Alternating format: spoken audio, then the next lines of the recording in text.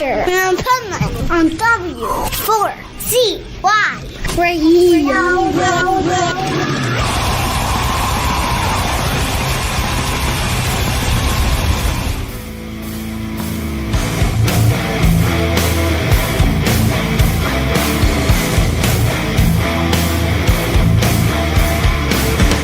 This is the Pipeman here on the Adventures of Pipeman W4CY Radio, and I'm here with our next guest who has some killer new music, and what a long history, and I love that.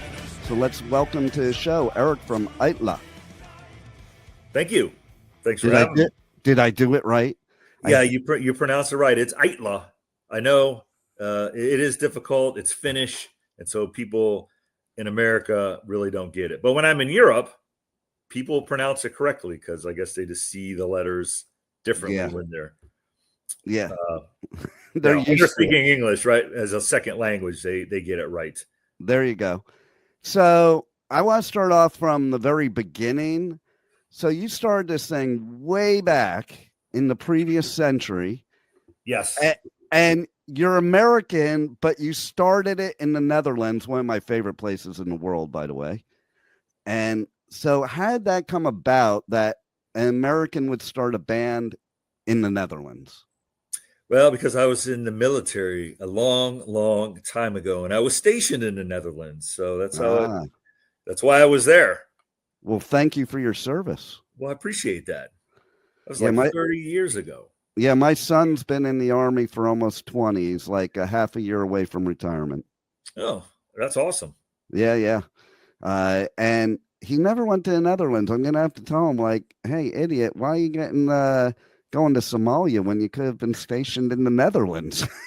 There wasn't a lot of Army facilities in the Netherlands. There were in Germany, though, so I'm surprised in 20 years he usually did. Oh, he did go to Germany. Yeah, probably. He was stationed there for 3 years. And my daughter, her ex-husband, when they were married, they were in Germany for 3 years too. That's like that's the place everybody's got to go. But he went to Germany, Iraq, Kuwait, South Korea twice, Somalia a couple times because he's PSYOP. So they dropped him out of a plane and said, "We'll see you in 6 months. And if you get caught, we don't know you." Good luck. Well, luckily, I mean, I was only in for 5 years, and I was stationed in Japan before that, so I had kind of a cushy, sweet assignments. Plus, I was in the Air Force, and if people know or don't know, they call it the Chair Force. Not quite real military, but it gets the job done. I mean, I was happy to be in the military. I had a good time. Hey, listen, if I always said when I was younger, if I joined the military, it'd be the Air Force because I don't know, it just seemed cool. Yeah, it is a little easier. You're not sleeping in tents for the most part in the middle of the desert. Right. They're air conditioned. Hey, that shocks me right there. You know, so do you think being in the Netherlands is what kind of created your sound? You know, it's a different vibe over there. Well, I would say, you know, the songs, the original incarnation of the band was playing were actually songs that I started writing in Japan. So I can't say it influenced anything in particular, just because the basis of the songs we started playing were written before I got there. Right. So the idea, you know, we were forming a band. Originally, it was going to be like a cover band. And then so it was an American singer. I wasn't the singer at the time. So it was an American singer. And then we had, you know, his wife was in the military. So he was over there.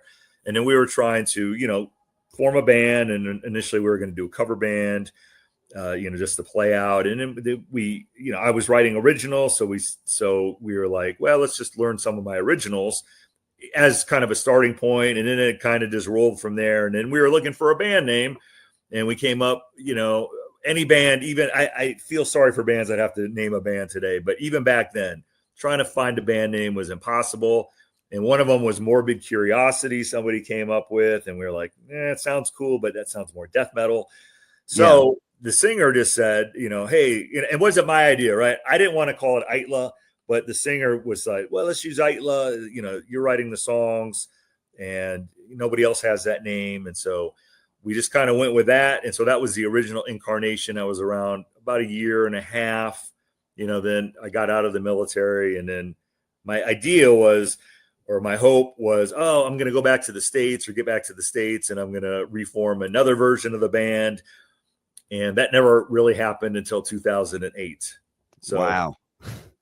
But I was always writing songs in the background, and I was always, with the intent of recording them someday. But my goal really at that time was to get into a band that was more of like a Kiss, meaning you had multiple singers, and so you could be a little more kind of dynamic in what you're doing, or, even like a Night Ranger where we have two guys singing lead, and those bands that were more versatile that I looked at it back then. I always wanted to be in a band with two guitar players and a keyboard player and a bass player and a drummer.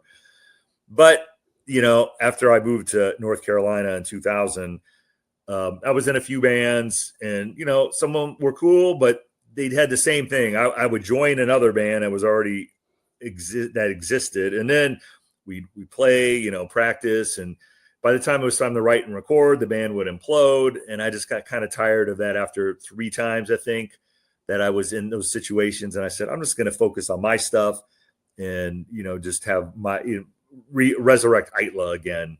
And so we've been kind of steady since 2008. Nice. And it's funny, we were talking about my son because he's home base has been Fort Bragg for his whole career. So he's in Vietnam. Right. I'm about an hour away. So I've played in Fayetteville many times, right? That's part of our music scene in this area is Fayetteville. I would imagine so. Hey, did you know? Okay, because I do coverage at a whole bunch of festivals, but at all the Danny Wimmer festivals, there's a band that plays that is a constant, changing of the guard, so to speak. But it's an army band. That's a job in the army. I told my son, "You're a schmuck. You took this job. You could have had a band, man." But every branch has a band like that. Because I remember. Long story short is when I was in the Air Force, I had one job and I didn't like it. So I kind of failed out of the school on purpose. But I was looking at the job choices, and they actually had a job that was lighting and sound for the Air Force band. But what they do is they just have this thing called MWR. You might be familiar. It's morale, welfare, and recreation. And so they have sort of this thing where MWR will put on these shows, and sometimes the military bands will travel around.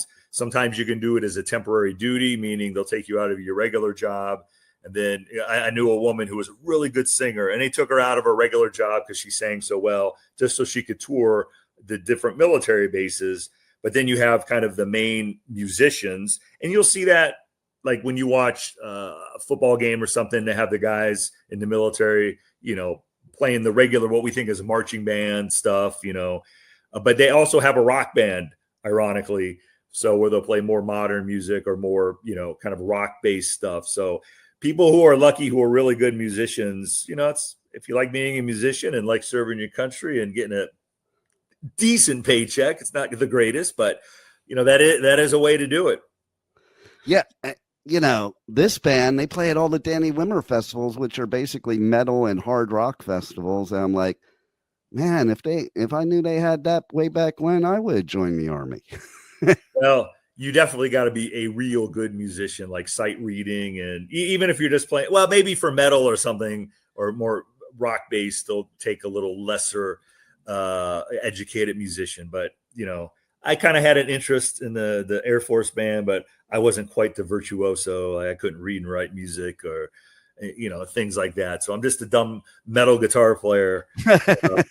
I tell people I play metal because I'm not good enough to play anything else. Because if you're a musician, basic rock stuff. I mean, it can get complex with, scales and stuff, but most people who play metal guitar aren't probably good at any other type of music. Well, it's funny because you mentioned scales, and when I was playing guitar as a teenager, I quit playing guitar because I was sick of having to practice scales. I'm like, just let me play, man. I don't want, this shit's boring me. Well, but those are the skills, that you develop to help you get to the place, right? Right. Let go too soon, right? You're a dumb teenager. You want it tomorrow. You don't think of, oh, I may have to learn the basics first. I can't just get up and be Eddie Van Halen. Right. Well, I'm surprised you didn't switch to bass, because that's what most frustrated guitar players do, is like, this stuff's too hard. I'll switch to bass because, that's even easier to play rock bass if you're playing generic 80s where you're just riding the A or the E and you're not really doing too much involved musically, unless you're like, a Geezer Butler, which don't seem to exist much anymore. Those types of really good musicians on bass. Or I talk about a lot with people that are bassists, Paul McCartney, because he was a guitarist that had to play bass because there was already 3 of them playing guitar. So he drew the short straw. And he's a really good bass player, though. I mean, there are people who can play bass. There are guitar players that play bass, or that you can tell, and then there are real bass players. So, I mean, and to toot my own horn, because I play a bass on a lot of the material. I don't mean to, but it seems like by the time we're going to record something, we don't have a bass player again for whatever reason. Bass players are the flakiest people, but I get a lot of compliments. They're like, "Wow, that's a really good bass line. Who wrote that bass line?" Because I try to do something complementary to the guitar and not just play the root note, which is sort of the Black Sabbath-y Geezer Butler kind of thing, where you're really carrying the song below the rhythm, but not just copying the rhythm. Right. Totally. Well, and I have the utmost respect for people like you that will play both instruments, because, it is kind of difficult, I think, even in your head, like to switch zones from guitarist to bassist to whatever else you play. It's like a different mindset or different part of your brain, and you have to kind of switch it. Well, especially people who can play guitar, piano, like who are virtuosos on several instruments, wind instruments, stringed instruments. It's like, to me, similarly, it's almost like speaking other languages. I've tried to learn other languages, and my brain doesn't function that way. I don't get it. Like I was pretty good at Japanese, but I had to think about it. Like there are some people, either they have the capacity or they were born, in 2 different cultures where they had to learn Spanish or French. And to me, it's amazing that they just you can just switch on and off. Like, to me, that would be like playing guitar and then going and play like clarinet. Like, right. Different things, but their just brain just goes like, oh, I'm holding the clarinet now. Now I can play a clarinet. Oh, I think clarinet's this way. This is a flute. and I played a bunch of instruments and sucked at all of them, probably because I didn't perfect any of them. So I was just messing up on all of them. Right. No, I get it. And, speaking of languages, I get what you're saying. Cause like I speak Spanish. I took 7 years of Spanish, but when I'm not using it, I'm not good at it. Like I go to Costa Rica a lot. And after I'm there for a while, then it starts coming back, but you have to think in the language you're speaking. And I think that's the same maybe with instruments too. Like if you're sitting there in your head and trying to translate everything from English to whatever language, you're not going to be fluent no matter what. You have to actually think in that language. And, and then you were in the Netherlands. To me, Dutch is one of the hardest languages. In fact, all the people I know there too, they're like, yeah, most Dutch people can't even speak it properly. Right. Well, here's the thing about Holland, right? Or, the Netherlands, however you refer to it. Officially, it's the Netherlands. But I was lazy. I was a lazy American. But all Dutch people speak English. They learn 5 languages in school, right? Dutch because they're Dutch, English because they're next to the UK, German because they're next to Germany, Spanish because they go on vacation in Spain, and French because they're near France. And so, it's ingrained into their brain. And, in Japan, if you went off base, nobody spoke English. I mean, Japanese people rarely speak. You'll find anybody that'll speak a little bit of English. But in Holland, the Netherlands, anybody speaks English, especially younger people would be more fluent. And funny enough, I had a guy, he was the manager of the band when I was there, pseudo manager, but he spoke English so well. One time we were at a music store and then he was speaking to me in English. And then he spoke to the guy in Dutch at the music store. And the guy at the music store thought he was an American who spoke Dutch. Wow. And he goes, "Oh, dummy, I'm Dutch." But he told me the way he learned English, this is kind of funny. The way he learned English is so fluently is from watching and the nuances of English, and those little things like sarcasm people really have a problem with that aren't American or really learn English. Is he watched 90210 on Dutch funny. TV, and then he watched the Chuck Willery's Dating Game. So that's God, that's so funny. That's how he honed his English skills to be a perfect English speaker. Well, when he was speaking English, because if you spoke to him, you wouldn't know he was Dutch, right? He didn't have that accent. Wow, that's amazing. And it's funny that you mentioned that, because a lot of Europeans I know, they watch a lot of English television so they can get better at English, because our language is difficult because there's so many rules that don't that you break, exceptions to the rule, instead of the rule. So it's like, I feel like if I didn't have that as my native language, I wouldn't understand most Americans, especially like you're talking about certain things like sarcasm. You cannot explain sarcasm to somebody. Right. Well, if you try to explain it, then they don't get it. Right. It's so nuanced and double entendre. We have so many double entendres, right? And it can be just inflection, using a word and how you inflect it changes the meaning totally. Totally. So now in 2025, you have this new EP coming out, Ill-Gotten Gains. Right. That's so descriptive of today, by the way. I love that title. Well, thank you. And so what's different now? What do you think has evolved for you as a songwriter, musician, band, etc.? I mean, I would say over the years, initially, like when I was younger and was writing songs, I was more influenced. I was young, so and it was the late 80s. So the more Metallica-y thing, everybody loved Metallica if you play guitar. And so I would say my songwriting was more influenced by Metallica. And I was more of a storyteller, kind of sometimes over-bloated lyrics of a story. Like I would think of a story, like a main character in my head. I would write a story around it.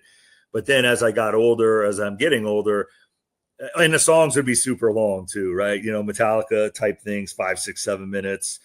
And now I understand being older, I sort of evolved from like early Metallica to Black Album Metallica. But, I say that in more editing of the songs, shorter songs that get to the point faster, and less about storytelling, but more about themes. Like the theme of the song is this, not necessarily here's the exact story, and a little more obscure with lyric writing and not so obvious. So I think that's how it's evolved. And I would say the music was more regular heavy metal, so to speak. I don't know what to describe it, but now we're more, the Aittala sound is more doomy. A lot of people have called us eclectic doom, which I think is cool descriptor. So I kind of go with that. I mean, I just call it heavy metal, or metal, but people love to call like all the sub genres that they have out there. It's ridiculous. Drives me nuts. It drives me so nuts that when I go on tour and I do coverage at these festivals, one of the things I do to be funny is during the interview, I'll have the band, if they were going to design their own genre for just their band, what would they call it? Because it is that ridiculous nowadays that there's so many sub and micro genres that Jesus, like every band has its own genre pretty much. Right. Well, and I'd say, I don't know if I've never heard any other band say they're eclectic doom. So there you go. That came from a guy that originally I heard it from a guy. We were doing some stuff in Europe, a little tour, and the tour manager, I was talking to him. He was just like, I think you guys are like eclectic. You're not quite doom, but it's doomy stuff. So I think eclectic doom. And he was a German guy. So I thought that was a good description. Then a couple other people over the years, I just ironically said it as well. And I said, okay, I like that eclectic doom kind of thing. I do like that. That's a cool, like if you're going to make a new genre name, I think that's a cool one. It just sounds cool. I think people too, it leaves a little to the imagination where people are getting like, well, what would that be? Let me go listen to it. Right. And it's especially prevalent in our new single that's out now from Ill-Gotten Gains called Isolation. Yes. Tell us about that too, because that name to me, now I might put a different meaning to it, which is what a great song would be. That has a shitload of meaning to me, that song. Well, I mean, I don't really have some magical story other than I thought it sounded cool. Like I was just, again, I write more obscure now, and I hear phrases and I'll jot down phrases. And then when I start to put them together and sort of themes to create songs, I don't know where I heard it, but I heard Ill-Gotten Gains. I was like, I got to use that again. And so that just kind of evolved from there. As the title track is Ill-Gotten Gains. And I don't really have a good story around it. I wish I was trying. My brain was kind of like, what can I create? Look, it just sounded cool. Like what are ill-gotten gains? Well, they're things that people acquire in nefarious ways. Yep. I think ill-gotten gains and isolation just describes the last 5 years of our world. Yeah, some of it is, again, thematically.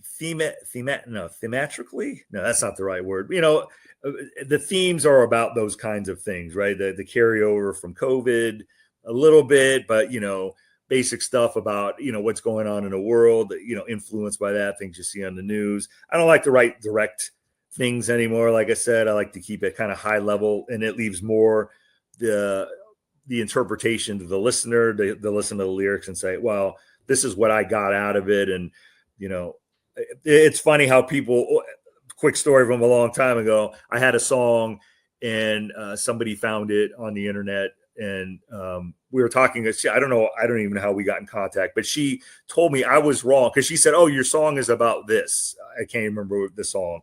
And I said, I said, that's a great interpretation, but just so you know, the writing process, here's the story, what was in my head at the time. And then she said, no, you're wrong. I said, wow. Okay. I mean, you're telling the guy who, made the hot dog, I know what's in the hot dog, but if you taste different ingredients, that's fine. But to tell the guy who made the hot dog, his recipe, I know, right? Be used. I thought that was just kind of funny. I said, well, okay. I mean, you're a listener. You can have anything that you want be be the meaning of that song. Yeah. And, I think that's where you're smart in your songwriting now, because I think the key to a good song is it has a specific meaning to you, but that doesn't mean it's the same meaning to other people. And when they put their own interpretation to it, they can kind of, they connect to the song, opposed to like this other story you're talking about, that person saying you're wrong. Well, first of all, yeah, you're right. What an idiot. Just to be blunt, how can you be wrong? You're the author. Okay. But, if that person took a different approach to it, like, oh, wow, I didn't think of it that way. I had this way of thinking. And then it's like, well, that's the way a good song should be. I interpret it as the listener the way I want, but that doesn't mean it discounts what the songwriter was actually meaning. Exactly. And if you're good at writing songs, or if you're conscious about it, you write songs that are more timeless and not reference certain, whatever's current in vernacular at the time. And, I think that comes across better. I mean, I love some rap and hip hop, but, they'll always throw in certain references and you're like, oh, that's specific to this year. But if you write a good song, it's timeless and it doesn't lend itself to any time period. And a good example is the last EP. We had another EP out earlier this year in April called Machines. And that was all songs I had written in the 90s. It was like 4 songs. And I thought, okay, those are good songs. I want to put them out, but as a collection, which kind of shows the evolution of the songwriting. Because if you listen to Machines back to back with Ill-Gotten Gains when it comes out in November, you'll definitely hear 2 different styles of music. But we had some good reviews that came out, when they listened to Machines. But they said, even though these songs were written in the 90s, they still sound current, or they could be written current. They could be current in, listening to them now. You wouldn't know when they were written because, they're not specifically written enough where you go like, oh, that's automatically, from 1985 or whatever. See, I love that you mentioned that because I talk about a lot too nowadays that it's so weird to me that songs in the 80s are so relevant today in 225, but all you'd have to do is change some of the names in it, you know? And like if those names maybe were left out back then, they would be more timeless. Like you take songs like that were about Reagan. You Right. could easily substitute Trump in there, you know, in some of the songs, you know, Right. not that they're the same person or the same politician, but similar things, you know. So if you like kind of left the name out, kids today would be like, oh my God, how's that song about today? It was written back in the 80s. Right. Well, the problem with the 80s, though, when you listen to a lot of 80s metal in particular, the production, right? The gated snare is a dead giveaway. And just, I don't know why they didn't record well in the 80s, because that was, for some reason, you know, you listen to some 70s albums or you listen to Back in Black, you're like, oh my God, that album sounds so huge. Even like, Mutt Lange, you know, also did High and Dry by Def Leppard. But some of the albums were so big sounding. And then the 80s came, and I don't know what the style of production happened. It went to garbage because you had all these compressed drums and terrible guitar sounds for the most part. I mean, there's some albums that stand out, but that 80s really suffered from production issues. And then the 2000s or late 90s, when they started brick walling everything and mastering, that's another time period you listen to it and go like, that sounds like crap, because they brick wall mastered it because they thought it had to be as loud as possible with no dynamics. And I think people are getting away kind of from that now. So hopefully things will be more timeless. I think kind of the reason is as somebody that was totally immersed in the 80s metal scene, like I was at Slayer and Metallica's first shows ever, you know, and you know, I think the way we were, and I think the bands were appealing to us, is all we wanted was loud, heavy, and fast, the heavier and the faster. And we didn't really give a crap about sound quality, at least the attendees, the teenagers, you know. It's like, oh, you know, there's some songs I listen to now that I absolutely loved back then, and I still like them, but I'm like, oh, wow, that production is horrific, you know, type of thing, you know. But I think it was on purpose. Perfect example I like to bring up is Hetfield. Okay, his voice. I love his original voice. He hates it. He hates it because he said, like he says, they play Seek and Destroy at the San Jose Sharks games. He goes, why don't they play the remastered one instead of the original one? I didn't even know how to sing then. I sucked. Now I know how to sing, you know, type of thing. And then in reference what you're talking about, the Black Album, me and, you know, the hardcore Metallica fans, like the 25 of us from the beginning, when that album came out, we were all like, posers, sellouts, fuck them, blah, blah, blah. But meanwhile, the reason Metallica is one of the biggest metal bands ever now is because of the production of that album, in my opinion. The songs are good. They are good. I love the songs, but the production value was so much better, to your point. True. So I think we can thank Cliff passing away for the Black Album, because I don't think Cliff would have let them, you know, become what they became, unfortunately. No, right? He wouldn't have.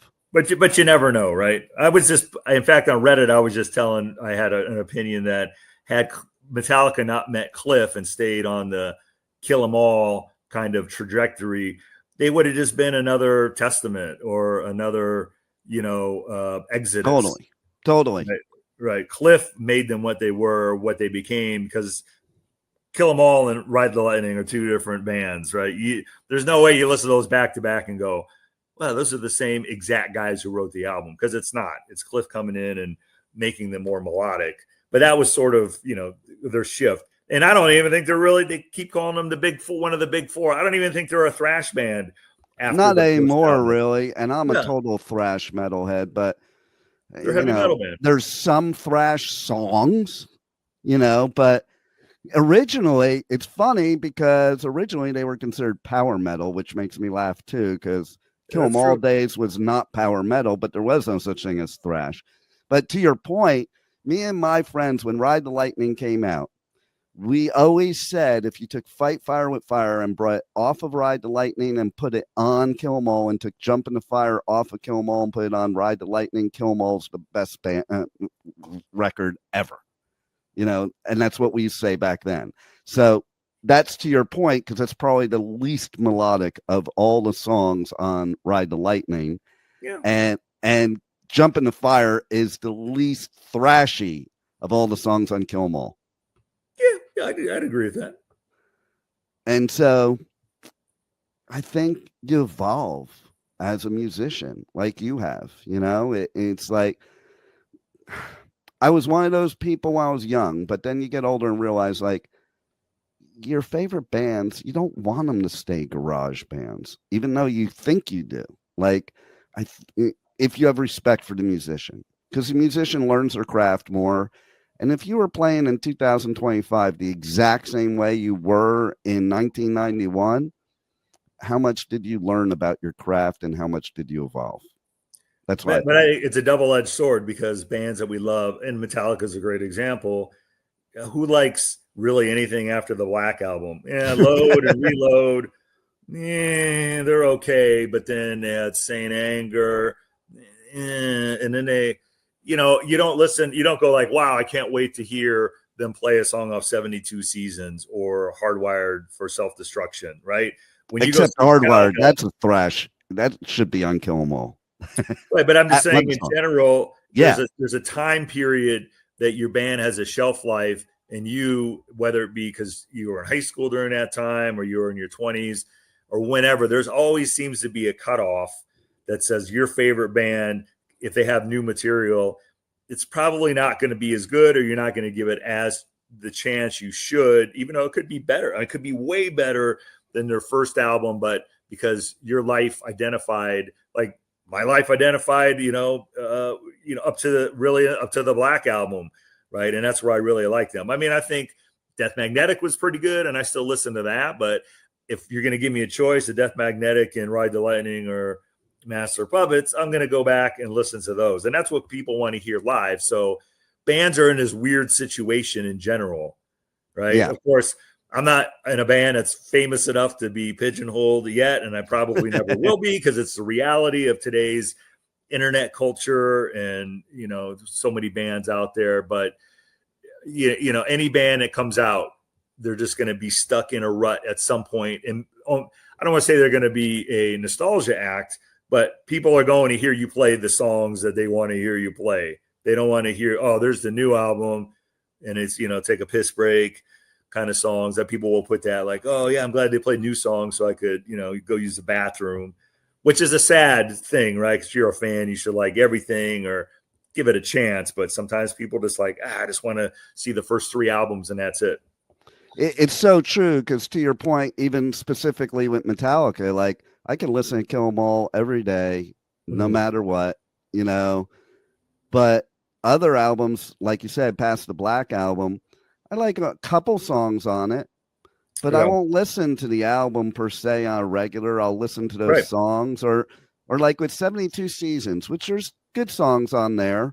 But when it first came out and they had that thing in the movie theaters, I decided to go because, like, they're in my top 5 for, for 45 years, and I went to this thing where I was like, what, they played the whole album and I was bored.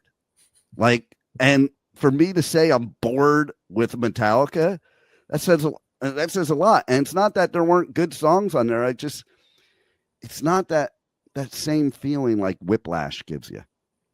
Well, because you're not 15 anymore, discovering it for the first time, right? Exactly. You're not a virgin anymore. There was a time when you had virginity to certain things, and then you lost it, and then you get kind of used to it, and you're like, well, this is still good, but it's not as good as I remember when you're still trying to chase the dragon and get that feeling again. But it's also them changing as well, where I don't think their thrashy stuff feels as organic. And for some reason, they have Metallica, they have the shittiest guitar tone, which I don't understand. It's so thin for some reason. I don't know why. Like, they got the best money production. You think the guitars are to be the best sounding metal guitars ever, like the Black Album guitar sound. And then I listen to it and go like, it doesn't sound, the guitars just don't, like, even the newer Judas Priest album, whatever, Shield, that was really good. It had a great guitar sound. And I'm like, just, you have the ability and the money to have that production that you want. And it just sounds meh when it comes to the guitar sound. Yeah, it's weird too, right? Like, you would think, like you're saying, if they had all kinds of money to spend on it, that you would get the best production and the best sound ever. They need Bob Rock back. There you go. That's the key right there. And so tell us what else you got coming up. You got the album drop in November here. Well, the EP album. Right. I call everything albums. Yeah. And anything else moving forward that people have to look for you guys? I think that's November 22nd. It comes out. There's going to be a video for Ill-Gotten Gains coming out that day, a lyric video. Another video is already in the can for, I can't even think of the song. One of the other songs is going to come out in December. Ever After. And then we're going to be shooting another video in December, which will probably come out in February. So we'll have like 4 videos from a 5-song EP. They're just fun to do. And, the 2 videos are Ill-Gotten Gains and Ever After are lyric kind of animated videos.